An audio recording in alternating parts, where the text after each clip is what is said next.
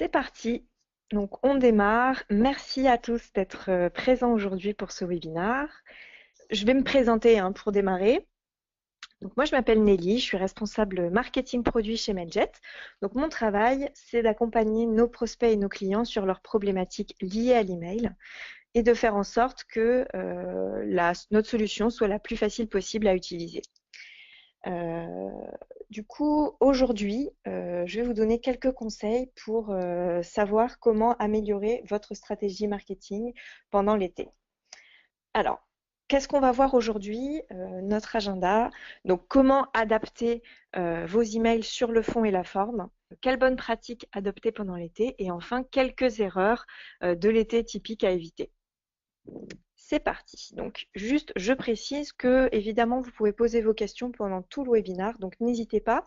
Nous, on voit vos questions apparaître et on essayera d'y répondre tout au long du webinaire. Et juste à la fin de chaque partie, on pourra voir et répondre aux questions les plus pertinentes. Donc, c'est parti. Juste avant de démarrer, je vous présente Mailjet très rapidement pour ceux qui ne nous connaissent pas. Donc, on est les spécialistes de l'envoi d'emails, donc email marketing. Donc, c'est tout ce qui va être vos newsletters, vos emails d'envoi de promotion, choses comme ça. Et les emails transactionnels. Donc, les emails transactionnels, ce sont toutes les communications qui sont liées à une action de la part du client. Par exemple, s'il fait une commande sur votre site ou il demande de réinitialiser son mot de passe. Donc, ça, ce sont des emails qui sont envoyés automatiquement, donc connectés à votre SI. En termes d'envoi, on envoie 1,5 milliard d'emails par mois. On a plus de 100 000 clients dans plus de 150 pays. Il faut savoir qu'on est plus de 130 salariés chez Mailjet et on a une équipe globale de délivrabilité, c'est-à-dire qu'on a une équipe dédiée à la délivrabilité qui est répartie à différents endroits du globe, c'est-à-dire qu'on a des personnes qui sont en Amérique du Nord, des personnes en Europe et des personnes en Asie, parce que la loi n'est pas la même partout et c'est très important pour nous d'être conformes aux différentes réglementations en vigueur. Donc c'est pour ça que voilà, on a une équipe répartie un peu partout dans le monde. Et enfin, une croissance rapide. Il faut savoir qu'on a été numéro 2 au classement de loi de technologie Fast 50 en 2015 et qu'on a 80% de croissance annuelle. Très rapidement, quelques-uns de nos clients. Donc, évidemment, sur ce slide, vous voyez de plus gros parmi nos plus gros clients, mais il faut savoir que Mailjet, c'est une solution qui est vraiment adaptée à tout type de structure. Donc, ça peut être des PME ou des très grands groupes. Voilà, vous pouvez démarrer gratuitement et ensuite, si la solution vous plaît, passer sur un compte payant. On a des tarifs assez attractifs. Donc, voilà, si vous êtes intéressé par la solution, je vous laisserai vous rendre sur notre email. Alors, on a une question. Est-ce que c'est plutôt une approche B2B ou B2C que vous allez donner? Alors, on va essayer d'être global. Évidemment, on aura plus d'exemples sur du B2B, du B2C, pardon. Mais je vais donner beaucoup de conseils qui s'appliquent vraiment aux deux. C'est-à-dire qu'il y a des bonnes pratiques en emailing qui sont vraiment adaptables dans les deux cas. Donc, même si vous faites du B2B, je pense qu'il y a beaucoup de choses qui vont vous intéresser aussi. On passe au concret. Juste avant de démarrer la présentation, quelques chiffres pour vous montrer que souvent l'été, on croit que on ne va pas, que les personnes, tous nos clients partent en vacances, ça va être horrible, je ne sais plus qu'est-ce que je vais bien pouvoir faire pour intéresser le peu qui reste. Bon, déjà, ne vous inquiétez pas, il faut savoir que 40% des Français ne partent pas pendant l'été. D'ailleurs, on a fait un petit sondage juste avant de démarrer le webinaire, donc vous n'avez peut-être pas tous pu répondre. Je sais qu'on a 73% des personnes qui ont répondu et vous êtes exactement 40% à ne pas partir non plus pendant l'été. Donc, ça correspond vraiment aux chiffres qu'on a de l'INSEE, ce qui est plutôt logique.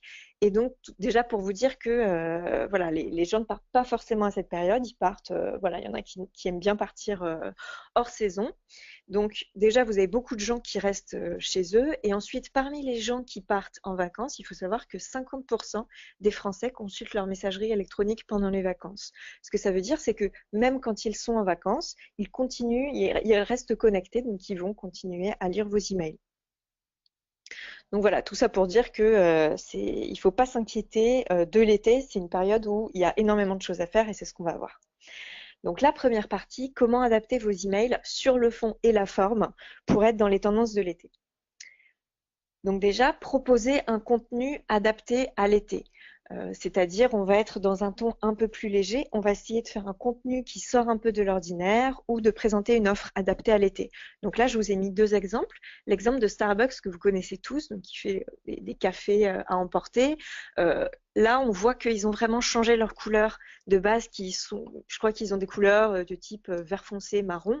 Donc là, ils sont vraiment dans du bleu, du jaune. Donc voilà, on voit qu'ils changent de style pour l'été.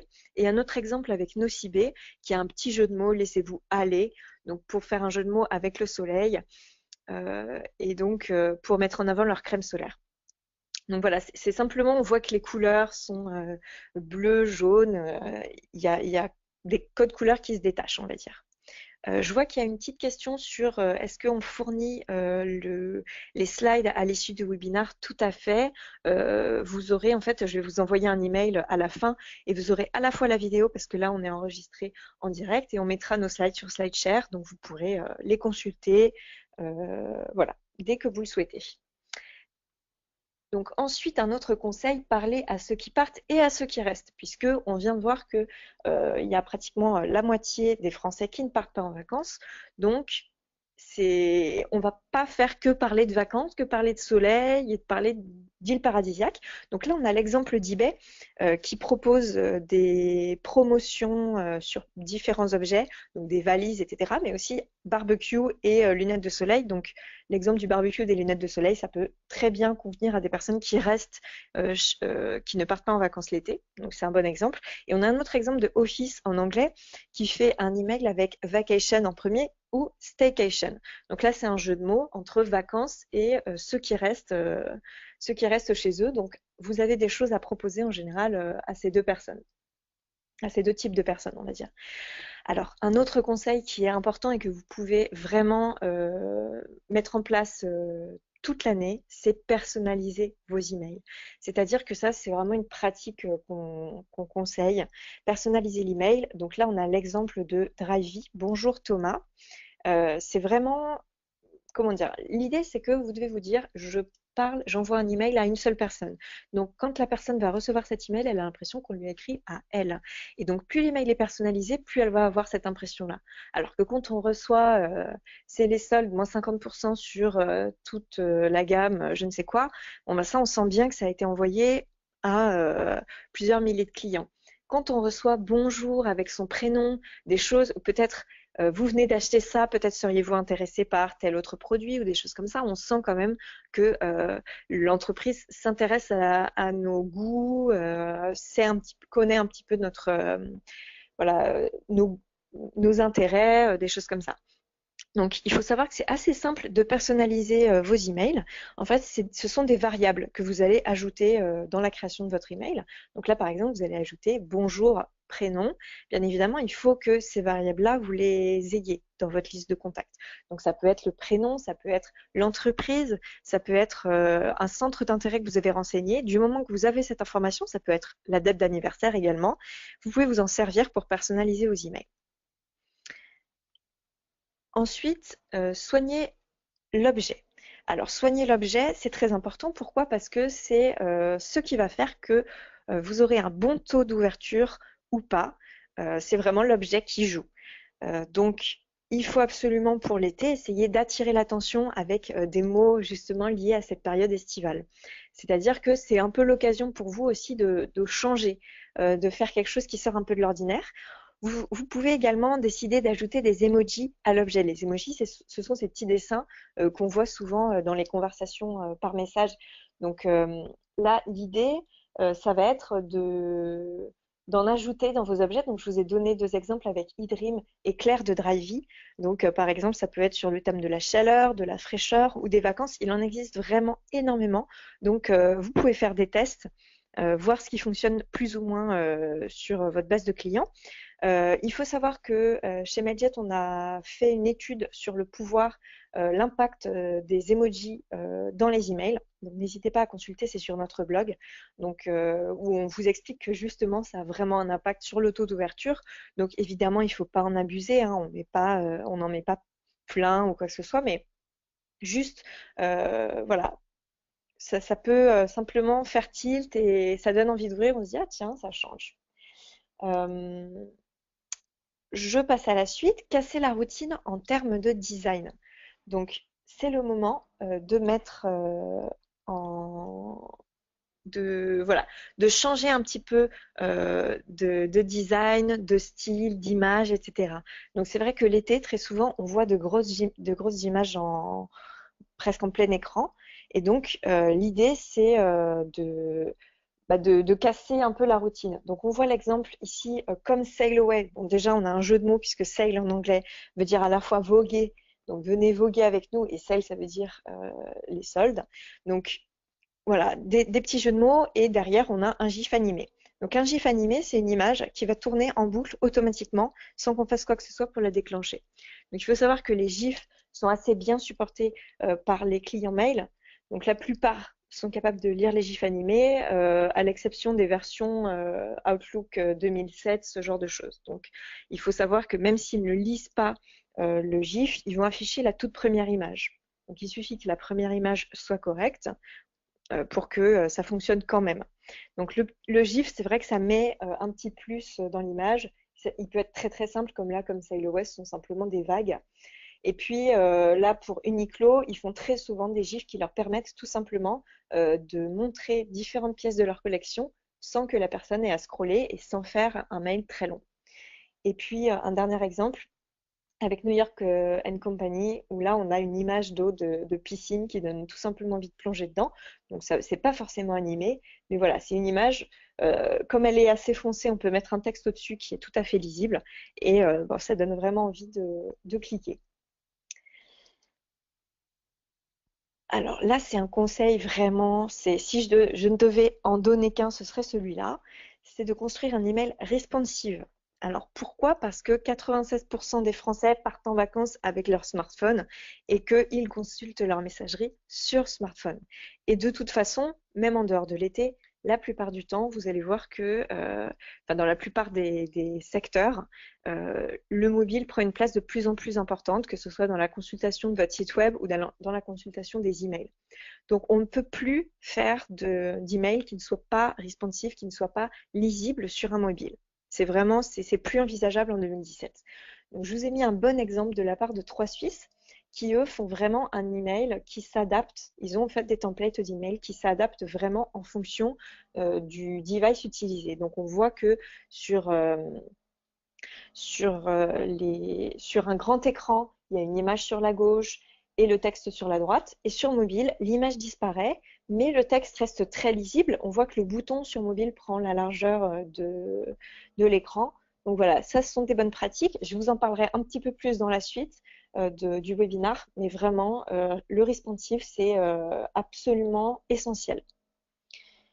Soigner le call to action. Alors, le call to action, c'est quoi? C'est le bouton, le ou les boutons que vous allez mettre dans votre email. Puisqu'en général, l'objectif d'un email marketing, c'est vraiment de créer du lien, de créer de l'engagement auprès du client. Et comment on fait? On l'invite à cliquer sur différents boutons pour se rendre sur votre site internet en général.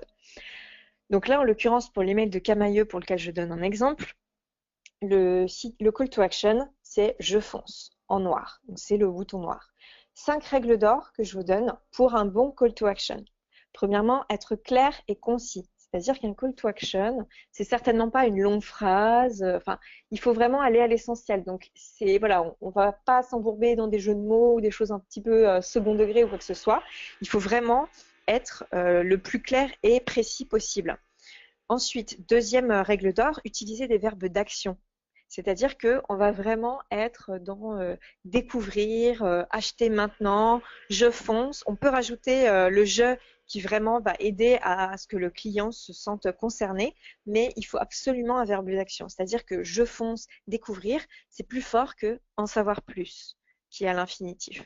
Donc, c'est, comment dire, en savoir plus, c'est plus, c'est moins engageant et essayer de créer aussi comment dire, une surprise, voilà, découvrir, on se dit, ah, qu'est-ce que ça va être?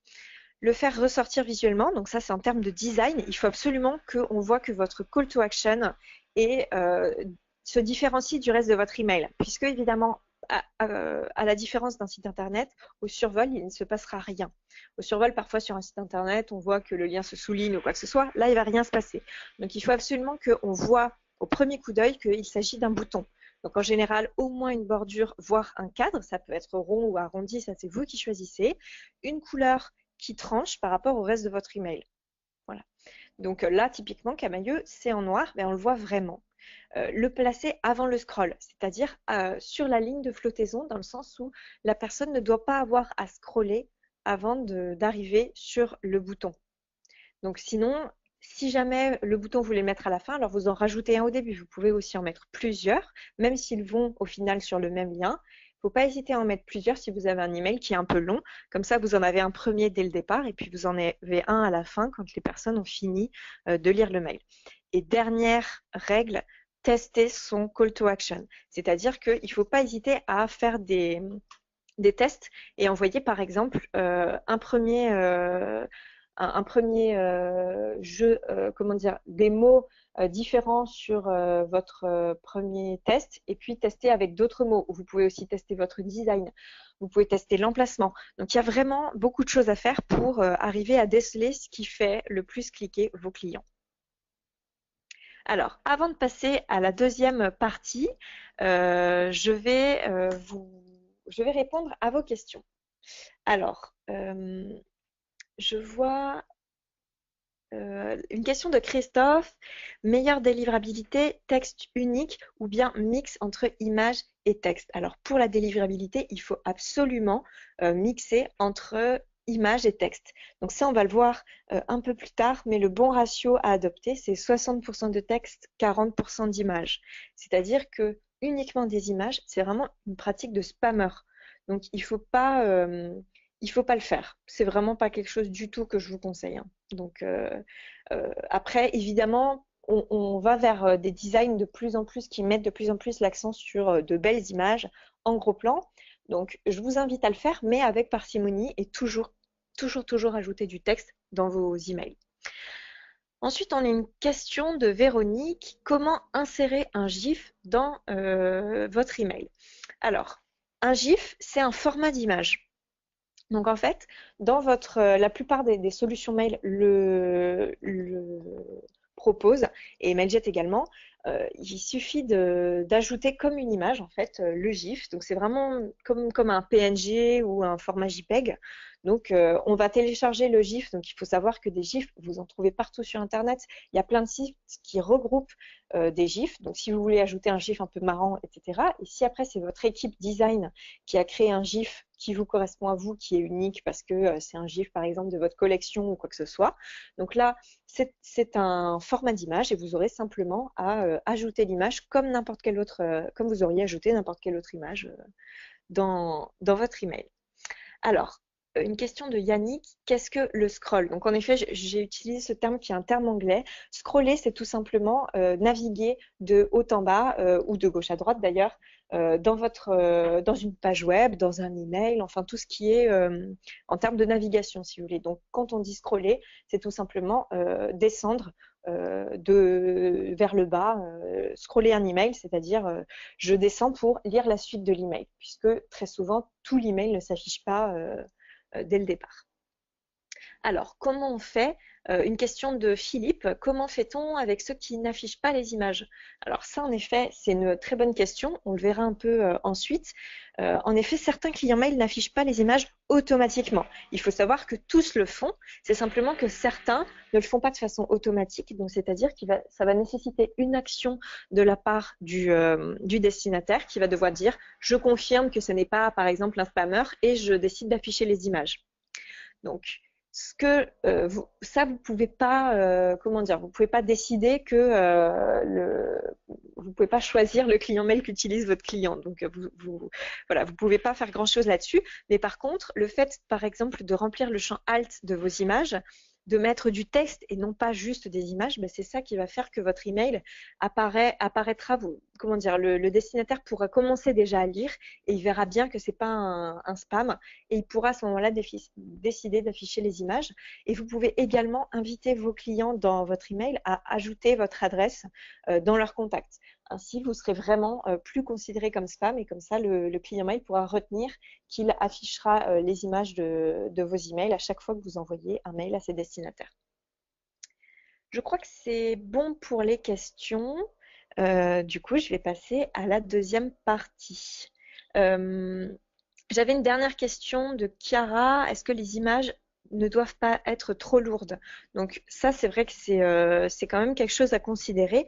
Essayez de réduire vos images dans le sens, un email, en général, c'est très souvent autour de 600 pixels de large. Donc ça vous donne une idée de la taille que peuvent faire vos images. Typiquement, une image qui ferait 3000 ou 4000 pixels de large, ça n'a pas grand intérêt dans le sens où ça va simplement alourdir votre email et ne pas apporter grand-chose en termes de design puisque vous aurez déjà une largeur maximum de 600 pixels. Donc voilà, c'est simplement un petit conseil. En effet, n'hésitez pas à réduire légèrement la taille de vos images sans bien sûr que ça donne un rendu pixelisé, mais voilà. Je vous ai donné environ la taille classique d'un email, 600 pixels de large. Je vais passer à la deuxième partie. Si vous avez des questions en plus, ne vous inquiétez pas, on en parlera tout à la fin. Quelles sont les bonnes pratiques à adopter pendant l'été? Alors, je n'arrive pas à... Voilà, ça y est. Adopter le bon timing. Alors, déjà, très souvent, quand on parle de l'emailing pendant l'été, j'ai de nombreux retours de clients qui me disent ah je pense que voilà il faut que j'arrête ou je vais voilà il faut pas harceler les gens parce qu'ils sont en vacances, etc. Bien évidemment, il faut surtout pas harceler vos clients, hein, ça serait une très mauvaise pratique. Mais par contre, ça serait aussi une mauvaise pratique d'arrêter subitement des envois qui sont fréquents d'habitude. C'est-à-dire que déjà, bon, il y a une partie de vos clients ou de vos prospects qui ne vont pas partir en vacances. Donc eux, ben, s'ils aimaient bien recevoir vos emails, il est fort probable qu'ils continuent à les lire pendant les vacances. Donc on ne va pas arrêter subitement. Par contre, on peut éventuellement ralentir la cadence. Ça, c'est vraiment en fonction de votre domaine d'activité. Et aussi, ça peut être justement B2B. Très souvent, c'est légèrement plus calme pendant l'été parce que pour le coup, euh, pas mal de personnes partent, notamment les 2 premières semaines d'août. Donc c'est vrai que on va peut-être éventuellement un peu réduire la cadence, mais certainement pas arrêter. Ensuite, il faut savoir que l'été, c'est pas du tout une période creuse. On a plein d'événements qui arrivent un peu tout le temps pendant les mois juillet, août et septembre. Donc, il ne faut pas hésiter à se greffer un petit peu sur ces événements et à profiter du fait que c'est assez connu chez vos clients. Par exemple, les soldes évidemment qui viennent de démarrer, mais même si vous n'êtes pas e-commerçant, les soldes peuvent être un moyen de parler à vos clients, c'est-à-dire de dire, même dans le B2B, enfin voilà, c'est à vous de trouver quelque chose d'un peu marrant qui peut être en lien avec ça. Le baccalauréat, le rattrapage, le fait de passer, d'intégrer l'université ou on va dire l'enseignement secondaire. Ensuite, le Tour de France. C'est vraiment l'événement un peu français de l'été. C'est quand même suivi par beaucoup de personnes. Et là aussi, vous pouvez faire une petite allusion, maillot jaune ou des choses comme ça. Donc voilà, il y a plein de choses qui sont possibles. D'ailleurs, on a fait un petit article sur notre blog au sujet du Tour de France si vous souhaitez savoir, avoir quelques idées de comment, on va dire, profiter de l'image du Tour de France pour créer du contenu email pour vous. Et puis aussi la rentrée, hein. La rentrée, évidemment, ça démarre bien avant septembre parce qu'on a besoin de se préparer. Et la rentrée, ça touche tous les secteurs. Et voilà, l'été, c'est aussi le moment où on fait du bricolage. Enfin voilà, il y a vraiment énormément. Là, je vous ai mis que 4 exemples, mais c'est à vous de créer le calendrier de l'été et de vous dire, OK, quels sont les sujets sur lesquels on peut… ça peut simplement être dans votre objet, etc. C'est-à-dire que peut-être que votre activité n'a pas forcément de lien avec le Tour de France, hein, on est très nombreux dans ce cas, mais on peut jouer un peu là-dessus. C'est ça l'idée. Alors, toujours sur le timing, si vous réduisez une cadence très très élevée, n'hésitez pas à prévenir vos contacts. C'est-à-dire qu'on a là l'exemple de Curators qui envoie des emails très très régulièrement, je crois que c'est un par jour. Donc, quand on envoie un email par jour à ses contacts, c'est important de les prévenir que on va peut-être ralentir la cadence pendant l'été, sinon les clients pourraient être vraiment étonnés, ne pas comprendre ou dire qu'il y a un problème. Donc, par exemple, tout simplement, ils ont précisé qu'ils passaient en rythme estival et qu'ils enverraient seulement 2 mails par semaine jusqu'à fin août. Voilà. Il y a une autre pratique qui peut être d'ajouter un bouton dans votre email et de dire si vous souhaitez continuer à recevoir de nos nouvelles pendant l'été, cliquez ici. Comme ça, vous êtes sûr de continuer à écrire uniquement à des personnes qui l'ont souhaité. Segmenter les listes de contacts. Donc ça, c'est une très bonne pratique qui est valable aussi le reste de l'année. C'est-à-dire que l'objectif de la segmentation, c'est quoi? C'est d'envoyer le bon message à la bonne personne. Donc l'idée, c'est qu'on peut segmenter sur tous les éléments qu'on a à notre disposition sur le client. Donc ça peut être l'âge, le sexe, la localisation et plein d'autres éléments. Alors attention avec la localisation, c'est à utiliser avec précaution puisque bien évidemment, pendant l'été, les personnes peuvent ne pas être chez elles ou ne pas être sur leur lieu de résidence. Donc si vous savez que par exemple une personne habite sur Paris et que vous avez une boutique dans Paris, bon, vous allez peut-être pas cibler uniquement les Parisiens dans le sens où il peut très bien qu'ils soient justement partis en vacances. Donc avec voilà, un petit bémol sur la localisation, mais la segmentation, ça va vous permettre encore une fois de personnaliser les emails, c'est-à-dire que les personnes, les contacts vont recevoir des emails qui leur sont vraiment adaptés en fonction de leur âge, en fonction de leurs intérêts.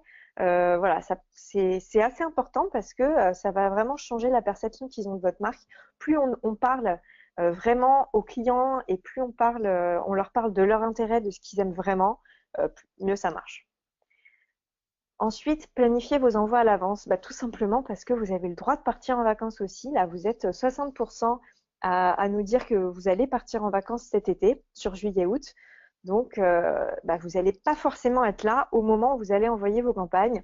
La plupart des solutions d'envoi d'email proposent évidemment la possibilité de planifier vos envois à l'avance. C'est très simple, vous sélectionnez la date et l'heure et comme ça, vous êtes tranquille. Et il faut savoir que quand bien même vous auriez par exemple planifié vos emails à l'avance, toutes vos campagnes d'été à l'avance, et que vous dites mince, là j'ai fait une faute, ou alors non finalement telle campagne on la fait plus, c'est annulé, vous pouvez tout à fait annuler une campagne planifiée. Donc c'est vraiment tout, vraiment voilà, bénéfique pour vous, puisque en cas d'annulation, vous pourrez supprimer la campagne qui a été planifiée. Et enfin, l'été, c'est aussi le moment de faire le point, parce que c'est vrai que souvent, au travail, il y a un petit peu moins d'actualité ou ce genre de choses. Donc, ça peut être le moment, si c'est le cas pour vous, tout simplement de se poser et d'analyser les dernières campagnes envoyées. Donc, quels sont vos résultats? Est-ce que vous avez des bons taux d'ouverture, des bons taux de clics? Et comment vous pourriez faire pour vous améliorer par rapport à ça? Donc, vraiment, on va dire analyser dans le détail vos performances. Nettoyer vos listes de contacts, c'est-à-dire que on va en parler un petit peu plus après, mais tous les contacts qui sont inactifs, en bounce, donc c'est vraiment voilà, des contacts qui ne réagissent plus à vos emails. C'est très important de nettoyer vos listes, c'est-à-dire de supprimer ces contacts-là de vos listes. C'est vraiment une bonne pratique, c'est-à-dire qu'en termes de délivrabilité, vous aurez de bien meilleurs résultats si vous nettoyez régulièrement vos listes. À l'inverse, si vous ne les nettoyez pas, clairement, au bout de quelques mois, vous allez voir que votre taux de délivrabilité va commencer à chuter parce que tout simplement, vous allez avoir de plus en plus d'inactifs dans vos contacts. Et puis enfin, travailler sur de nouveaux templates d'email parce que l'été, ça peut être l'occasion justement de changer un petit peu vos designs, votre style. Et comme ça, pour la rentrée, vous pouvez proposer des campagnes qui changent un petit peu. Alors, je vais passer aux questions. Je vois qu'on en a eu pas mal. Alors, comment fait-on sur Mailjet pour insérer des emojis dans l'objet? Alors, c'est très simple. Euh, que ce soit sur Mailjet ou sur d'autres clients, d'autres solutions d'emailing, les emojis, en fait, vous allez trouver des sites sur Internet qui vous proposent de copier-coller l'emoji, c'est-à-dire qu'en fait, c'est comme une police. Donc, vous pouvez copier, vraiment, vous tapez emoji, je vous donnerai si vous voulez le lien dans mon email. Vous tapez emoji sur Google et vous allez avoir plein de sites qui répertorient tous les emojis qui existent. Et donc, vous allez choisir celle que vous souhaitez intégrer, vous copiez-coller et ensuite, vous allez donc coller cet emoji dans votre objet ou bien tout simplement dans le corps de votre email comme du texte. Voilà, aussi simple que ça. Alors, Bounce, c'est quoi? Eh bien, ça va être tous les emails qui n'arrivent pas dans la boîte des destinataires parce qu'il y a une erreur. Alors l'erreur, ça peut être par exemple que l'adresse email n'existe plus, ça peut être que le domaine auquel vous envoyez un email n'existe plus, par exemple l'entreprise a fermé, donc le domaine @monentreprise.com n'existe plus, ou la boîte d'email, la boîte est pleine, donc le destinataire ne peut plus recevoir aucun email. Voilà, donc vous avez plein de types d'erreurs qui existent. Sur Medjet, on répertorie dans notre documentation tous les types de bounce qui existent, donc tous les types d'erreurs qui peuvent exister. Donc là, c'est important quand même de savoir quel type de bounce vous avez. Est-ce que ce sont, on appelle certains soft bounce, d'autres hard bounce, donc c'est-à-dire soft, c'est éventuellement qui peut être réglé. C'est-à-dire que par exemple, si une adresse, si une messagerie est pleine, il suffit que la personne nettoie un petit peu sa messagerie et elle pourra à nouveau recevoir vos emails. À l'inverse, si l'adresse email n'existe plus, clairement, il faut absolument la supprimer de votre liste de contacts. Je crois que c'est bon pour les questions. Du coup, je vais passer à la troisième et dernière partie, quelques erreurs de l'été à éviter. Alors, première erreur, envoyer un email générique pour solliciter des contacts inactifs.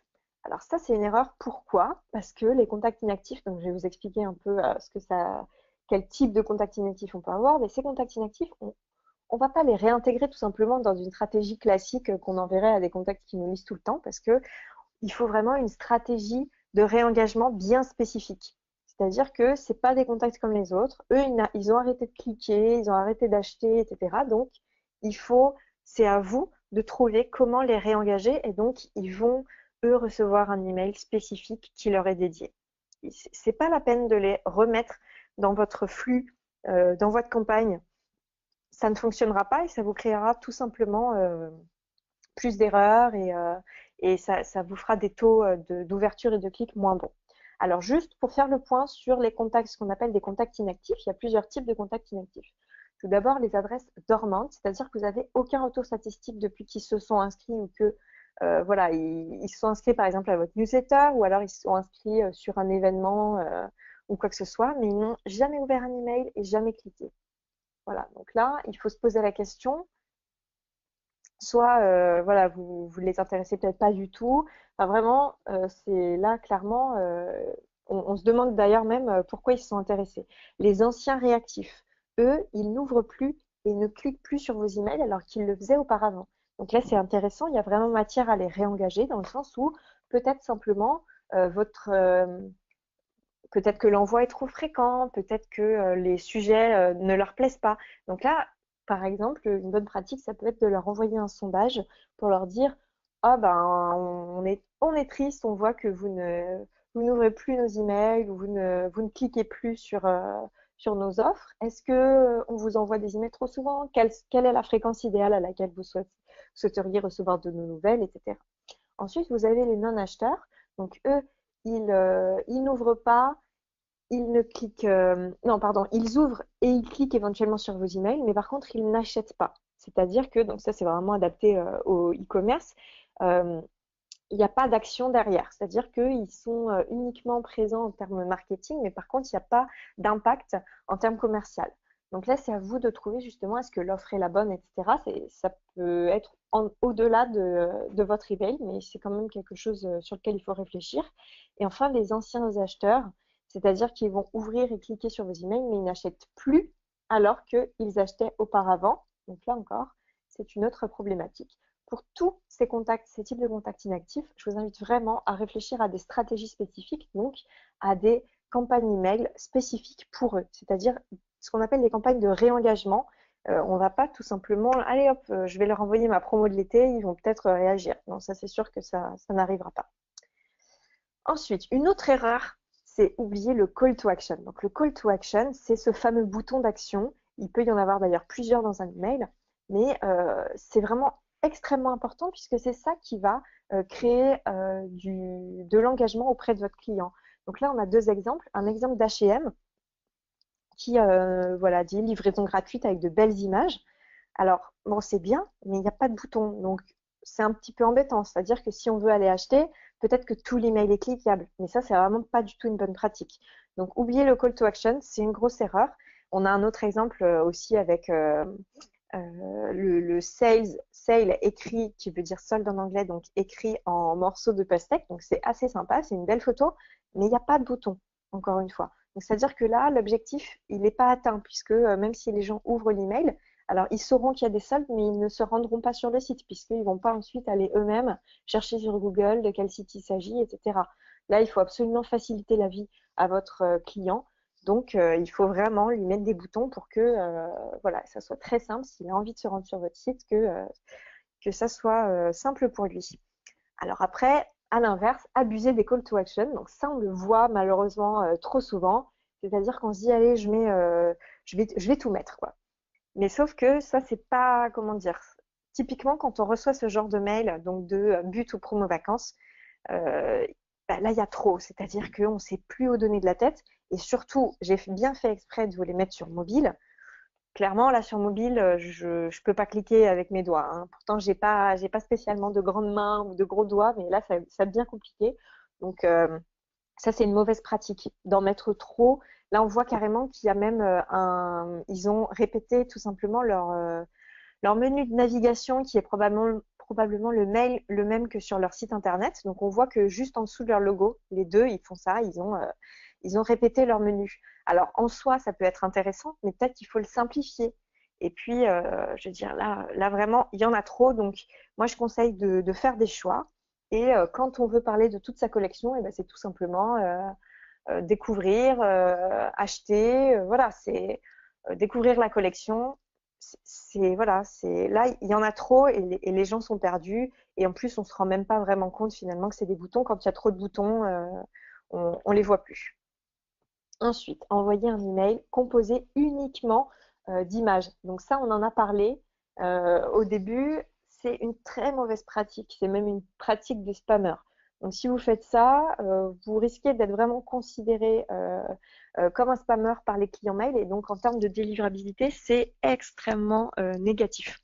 Il faut savoir que donc 77% des messageries n'affichent pas les images par défaut. C'est énorme. C'est-à-dire que si, quand vous envoyez pour la première fois un email à un client, eh bien, il y a quelques chances pour qu'il ne voit pas vos images. C'est pour ça que donc les bonnes pratiques à adopter, ça va être de renseigner le champ alt des images. C'est-à-dire que du coup, quand les images ne s'affichent pas, il y a un texte qui s'affiche à la place de l'image. Et bien sûr, de respecter le ratio que je vous ai donné tout à l'heure, c'est de 60% de texte, 40% d'images.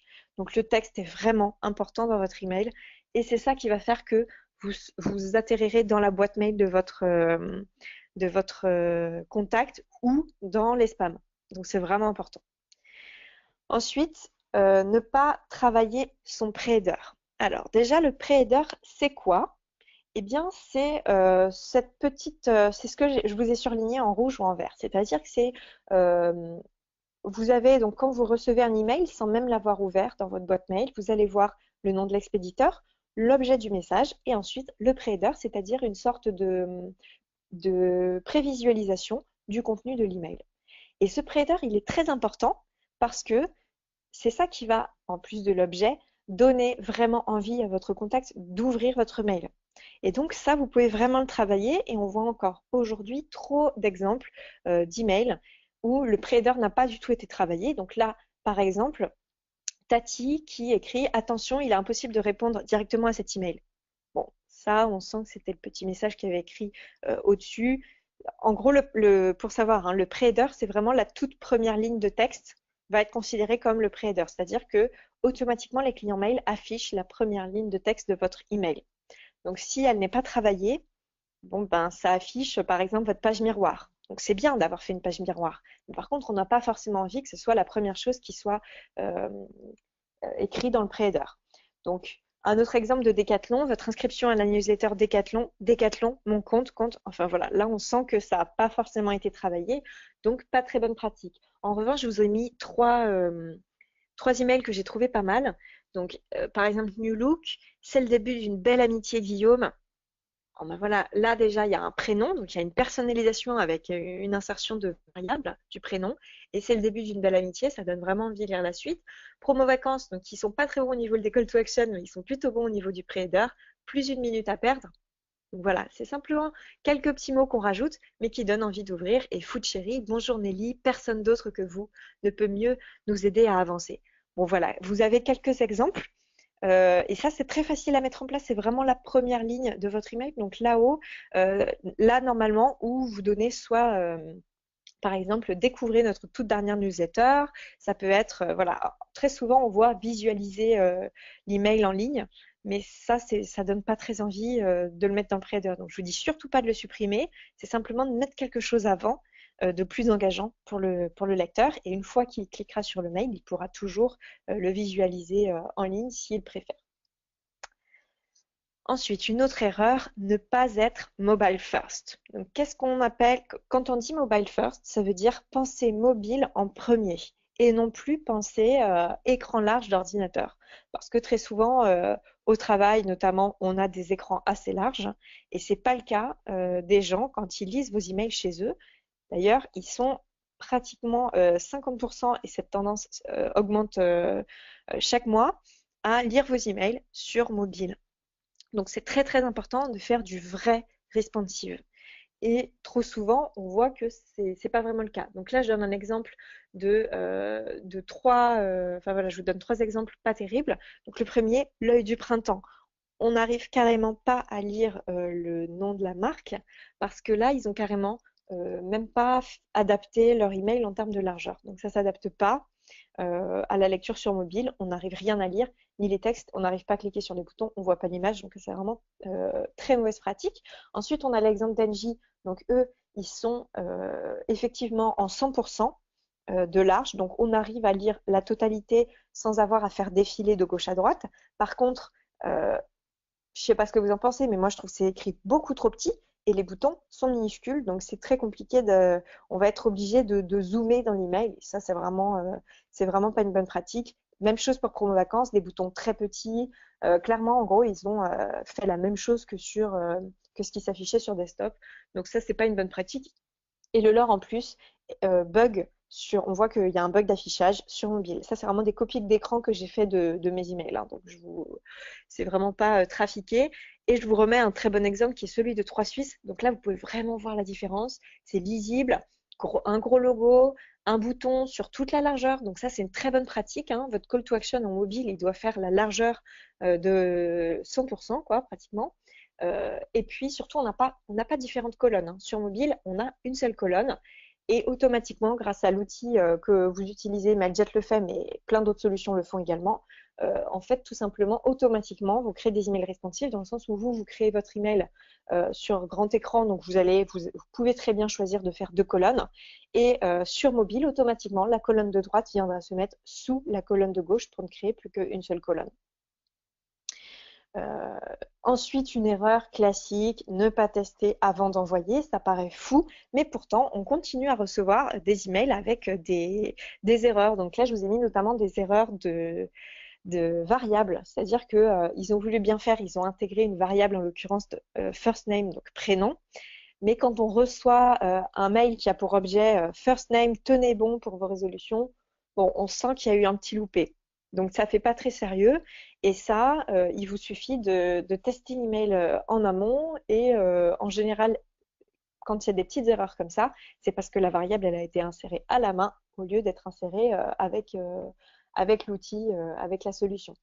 Puisqu'en général, dans les solutions qui existent aujourd'hui, vous avez tout simplement des boutons qui vous permettent d'insérer les variables en fonction des champs dont vous disposez dans votre liste de contacts.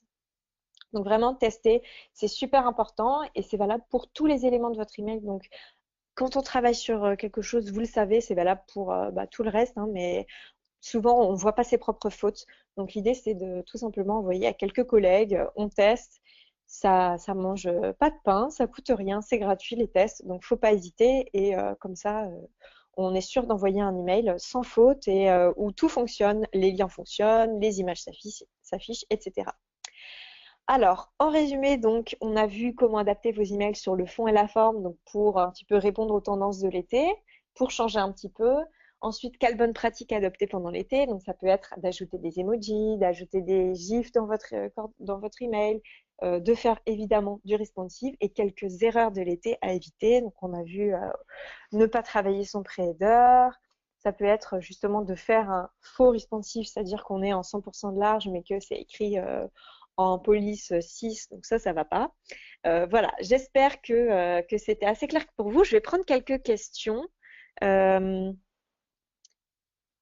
alors, le bouton Call to Action n'est pas identifié comme une image. Alors non, le bouton, c'est pas une image, à moins que vous créiez votre bouton sous forme d'image. Là, bon, c'est pas une très bonne pratique. L'idée, c'est vraiment d'avoir du texte qui soit vraiment au format texte dans votre bouton. Donc, dans toutes les solutions de création d'email, on vous propose d'ajouter des boutons et c'est vraiment pas considéré comme des images par les clients mail. C'est ça qui est bien, c'est qu'il va du coup apparaître, si jamais il n'affiche pas les images, on verra votre lien comme un lien classique dans un texte, c'est-à-dire très généralement souligné en bleu, enfin écrit en bleu et souligné. Donc non, le lien n'est pas une image et c'est très important d'ajouter des liens dans vos emails. Ensuite, pour le pré-header, il est difficile à caler avant le lien, voir la version en ligne. On ne peut pas changer le style, etc. Donc là, une personne qui nous parle de Karen, en l'occurrence, qui nous parle sur Mailjet. Alors, pour ajouter le pré-header, justement, en effet, automatiquement sur Mailjet, on crée la page miroir, c'est-à-dire qu'il y a une petite phrase qui dit voir la version en ligne. Et bien tout simplement, vous pouvez vous positionner avant, positionner votre curseur avant, et là, c'est là que vous allez écrire votre première phrase. Mais si vous voulez, je vous invite pas du tout à mettre, à changer le style, etc. Parce que pour le coup, c'est quelque chose qui va être affiché dans l'aperçu, mais c'est pas quelque chose qu'on veut mettre en avant dans l'email. Dans l'email, on veut mettre en avant la suite. Donc ça, c'est comme une en-tête ou ce genre de choses. C'est pas quelque chose qu'on veut mettre, écrire très gros ou ce genre de choses. Au contraire, c'est assez discret en général parce qu'une fois qu'on a lu l'email, c'est censé rester un petit lien. Voilà, c'était vraiment, c'est important avant l'ouverture de l'email, pas une fois qu'on est dans l'email. Comment mettre un prénom dans le pré-header sur Mailjet? Très bonne question de Véronique. Alors, sur Mailjet, en effet, on n'a pas, comment dire, on n'a pas l'aide d'insertion de variables. Donc, comment faire pour insérer des variables? Tout simplement, vous mettez sur un autre bloc de texte et vous allez là pouvoir très facilement choisir votre variable et elle va s'afficher. Donc, en général, c'est Customer First Name. Et donc, vous allez copier cette variable et la coller dans votre pré-header tout simplement. Ensuite, votre plateforme n'offre-t-elle pas la possibilité de faire du responsive automatiquement? Question de Charlotte. Tout à fait, Mailjet propose des emails qui sont responsive automatiquement. Il suffit en fait de créer votre email avec notre outil qui s'appelle Passport, qui est un outil drag and drop. Et donc, vous aurez un aperçu à la fois de ce que ça va donner sur mobile et sur ordinateur. Donc, vous verrez que automatiquement, quand vous créez un email via Mailjet, si vous avez créé par exemple plusieurs colonnes, elles vont se mettre les unes à la suite des autres et non pas toutes sur la même ligne. Donc ça, c'est automatique dans Mailjet. Pour le coup, toutes les solutions ne font pas la même chose, c'est-à-dire qu'en général, les solutions, ce qu'elles vont faire à minima, c'est proposer que votre mail soit en 100% de largeur, c'est-à-dire qu'il s'affiche quand même correctement sur mobile, mais c'est tout. C'est-à-dire que si vous avez écrit petit, eh bien la police restera petite. Alors que pour le coup, dans Mailjet, vous verrez que c'est vraiment que l'affichage sur mobile est vraiment différent de l'affichage sur ordinateur. Ensuite, une question de Chiara. J'ai fait mon Premier mail le 22 et je me rends compte qu'il n'a pas été ouvert. Peut-être que les photos étaient trop lourdes. Alors, à notre avis, alors oui, ça peut être en effet peut-être que c'était trop lourd, mais je pense que si l'email n'a pas été ouvert, c'est surtout que peut-être l'objet ou des choses comme ça, vous n'étiez pas assez connu de vos clients. C'est-à-dire la vraie question, c'est a-t-il été délivré? À partir du moment où l'email a été délivré, c'est pas une question de poids des images. C'est-à-dire que le poids des images, il peut jouer au niveau de la délivrabilité, mais pas au niveau de l'ouverture. Donc la personne, une fois que l'email est dans sa boîte, elle choisit ou non de l'ouvrir et ça, c'est en fonction du nom de l'expéditeur, de l'objet et du pré-header. Donc c'est vraiment là-dessus que je vous invite à travailler. Une question de Natacha, comment suivre les clics dans une newsletter quand on a mis plusieurs liens, pardon. Comment savoir donc quels liens ont été cliqués? Alors, là en l'occurrence, dans Mailjet, dans vos statistiques de campagne, vous allez pouvoir accéder à tous les liens qui sont présents dans votre campagne et vous aurez un chiffre à côté qui va vous indiquer combien de fois ont été cliqués chacun de ces liens et donc vous pourrez reconnaître en fonction de l'URL du lien euh, quel est quel est le lien qui a été le plus cliqué dans votre campagne. Euh, je crois que c'est bon. En tout cas, je vous remercie beaucoup. Vous avez beaucoup participé pendant ce webinaire. Donc, c'était très agréable de répondre à vos questions qui étaient vraiment pertinentes. Euh, voilà, juste un petit mot pour finir. Déjà, donc vous avez mon adresse mail, vous avez également mon compte Twitter. Si vous souhaitez me contacter directement, n'hésitez pas. Si vous avez des questions, des remarques sur ce webinaire, aussi si vous souhaitez par exemple me suggérer un prochain thème de webinaire, je suis vraiment à votre écoute et l'idée c'est de faire quelque chose qui vous plaise le plus possible et qui vous soit utile. Donc surtout, n'hésitez pas à me proposer des thèmes. Moi, je vais vous envoyer cet après-midi un mail avec un petit sondage qui prend vraiment 2 minutes à répondre pour savoir si ce webinaire vous a plu. Donc voilà, si vous avez quelques minutes à me consacrer cet après-midi pour répondre à mon sondage, ça serait vraiment sympa de votre part. Et puis, bien évidemment, je vous enverrai les slides et la vidéo. Si jamais vous avez raté, par exemple, le début, pas de problème. Vous pourrez retrouver ce webinaire sur notre chaîne YouTube et les slides sur SlideShare. Je vous souhaite une très belle journée à tous et à très bientôt sur les événements MyJet. Au revoir.